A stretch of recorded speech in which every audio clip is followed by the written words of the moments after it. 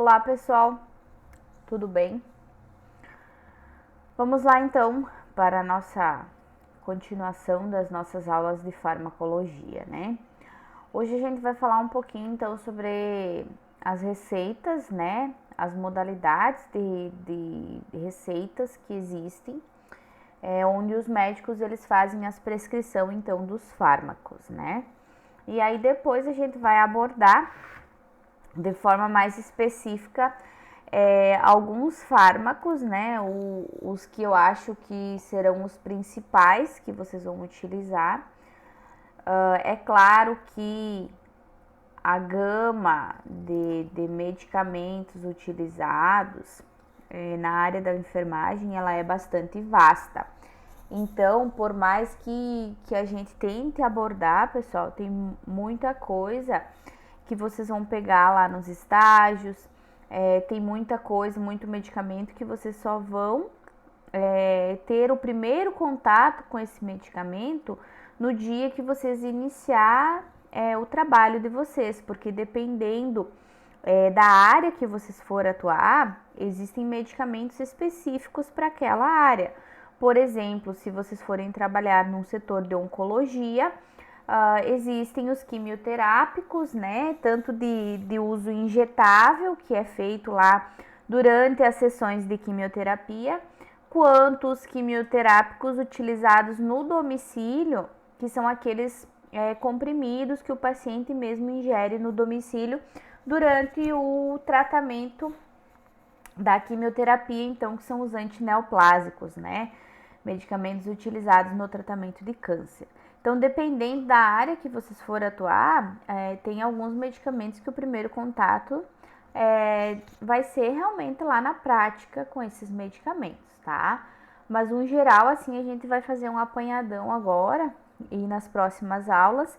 E também eu vou tentar passar para vocês as formas de diluição, tá? Por exemplo, dipirona dilui em quanto, cetoprofeno dilui em quanto, tá?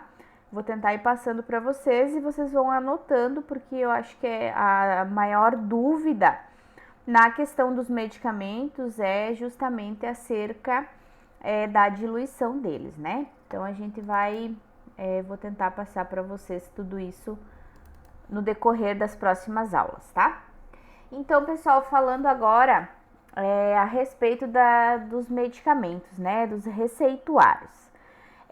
Legalmente, né, a gente diz que existem duas categorias de medicamentos no mercado, né? Aqueles que são de venda livre, ou seja, que não precisam de receituário médico para a venda desses medicamentos, e aqueles que dependem de uma prescrição médica, ou seja, de uma receita médica para conseguir realizar a venda, então, desses medicamentos, tá?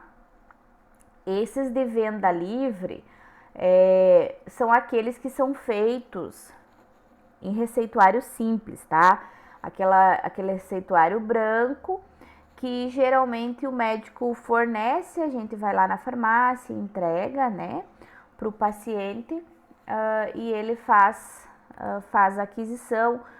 Ou então esses medicamentos de venda livre, que quando a gente, eu tô com dor, eu tô com sintomas gripais, eu vou lá na farmácia comprar um remédio, né? Aí vai lá e diz que tá com sintomas gripais, eles te vendem lá um Benegripe, Cimegripe, Multigripe, esses aí, né? Que é uma associação de medicamentos, né? A fim de melhorar os sintomas gripais. Geralmente tem um analgésico, que é um medicamento para dor, tem um descongestionante nasal, tem vitamina C, né? Tudo para melhorar esses sintomas gripais. Esses são os medicamentos de venda livre, né? Ou então aqueles medicamentos que o paciente faz uso contínuo, né? Por exemplo, os antihipertensivos, os hipoglicemiantes, pacientes que são diabéticos, hipertensos, que têm hipercolesterolemia, ou que ainda aqueles pacientes que têm problemas com ácido úrico aumentado, distúrbios sistêmicos, né?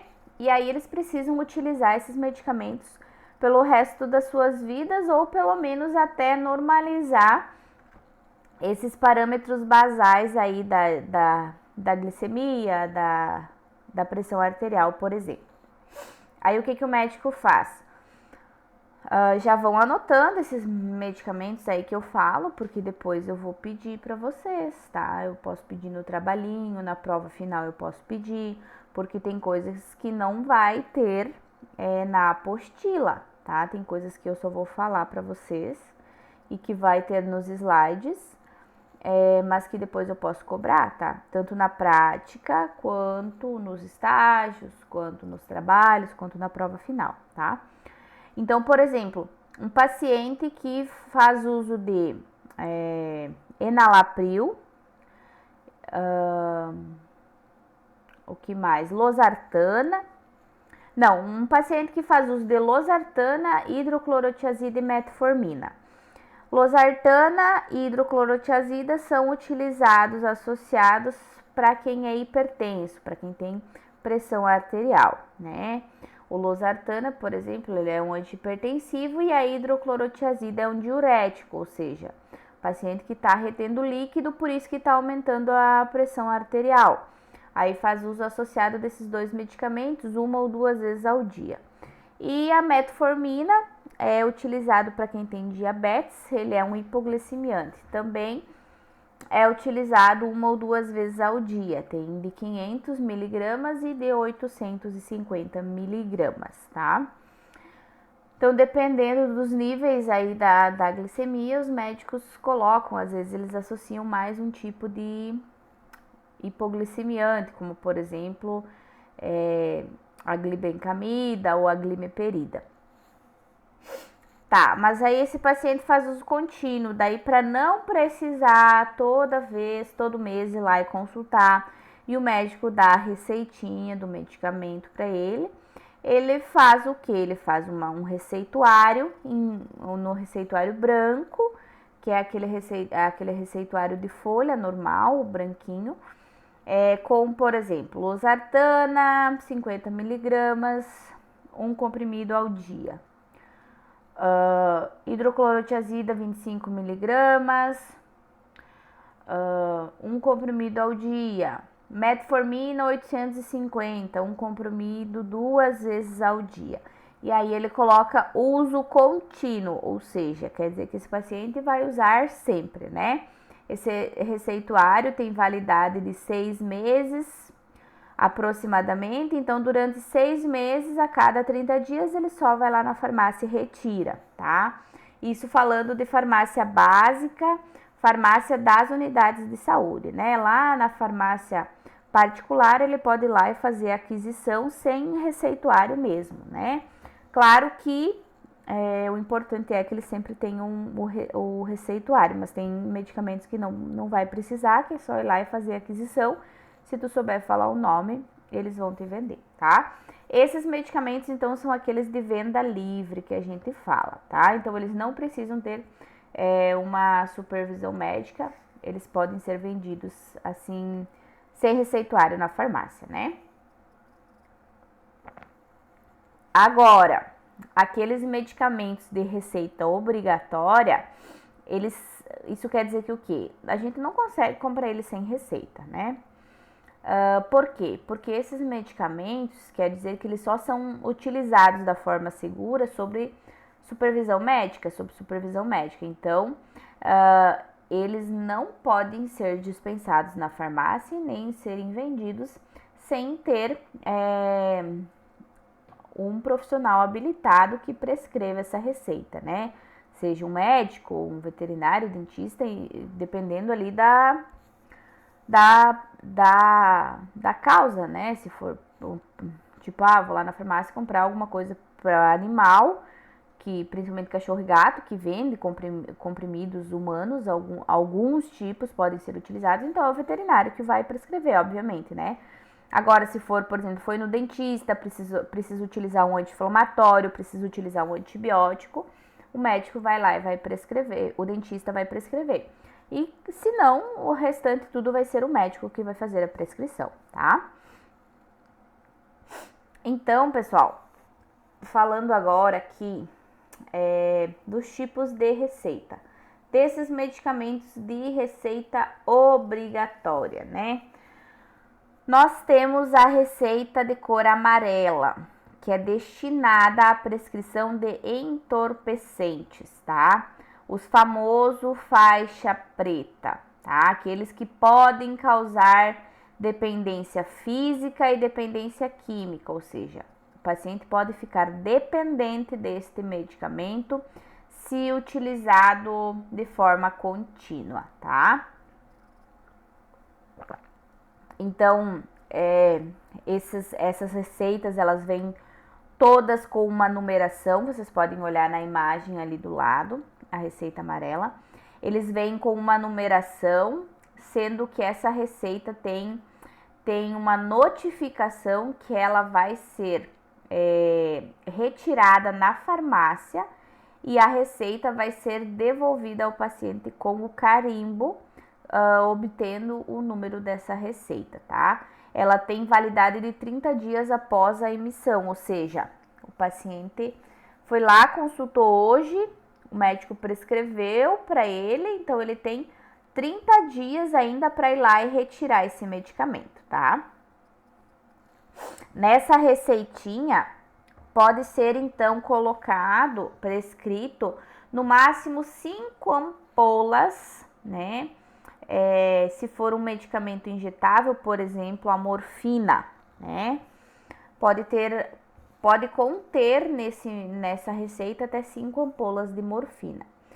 Se não for injetável, então ele deve conter a quantidade do medicamento equivalente a 30 dias, ou seja, a cada 30 dias o paciente, se ele precisar de uma nova receita, ele vai ter que ir lá e o médico vai ter que refazer, tá?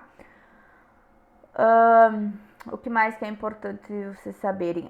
Nessa receita também precisa sempre ter o CID da doença, tá? O CID da doença quer dizer que é o motivo pelo qual ele está prescrevendo, né? Ou seja, é o diagnóstico, paciente portador de, sei lá, insuficiência cardíaca congestiva, paciente portador de transtorno da ansiedade, de síndrome do pânico, daí tem um número específico para cada doença que deve conter lá no receituário, tá? E aí nós temos a receita azul, que é essa outra que está aqui do lado na tela de vocês, que é utilizada para os psicotrópicos, tá? Pessoal, esse receituário de controle especial, receituário controlado de cor azul, ele é utilizado para os psicotrópicos.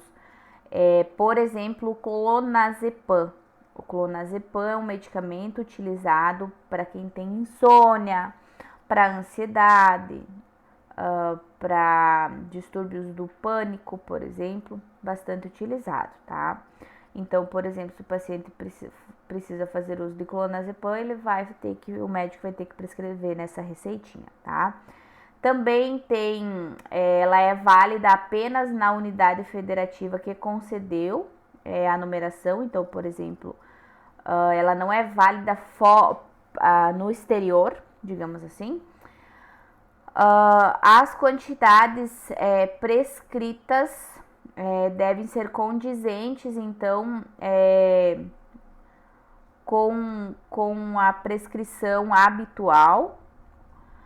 O medicamento, ele pode conter apenas um tipo de medicamento, por exemplo, e ainda junto com ela tem que ir acompanhada aquela receitinha branca, o receituário comum que a gente fala, tá? Também vai gerar um número de notificação, esse número de notificação é da vigilância epidemiológica, e essa notificação ela fica retida na farmácia e a receitinha é devolvida então para o paciente. Também tem validade de 30 dias após o médico assinar, né? Após o médico colocar a data lá, fazer a prescrição. O que mais? Também, assim como a outra, ela pode ter no máximo uma quantidade equivalente a 5 ampolas. Se, por exemplo, for fazer um psicotrópico injetável, aí ela pode ser utilizada até 5 ampolas. Ou se for por via oral, então o médico pode prescrever o medicamento equivalente a 60 dias. Então, a cada 60 dias é necessário renovar essa receitinha.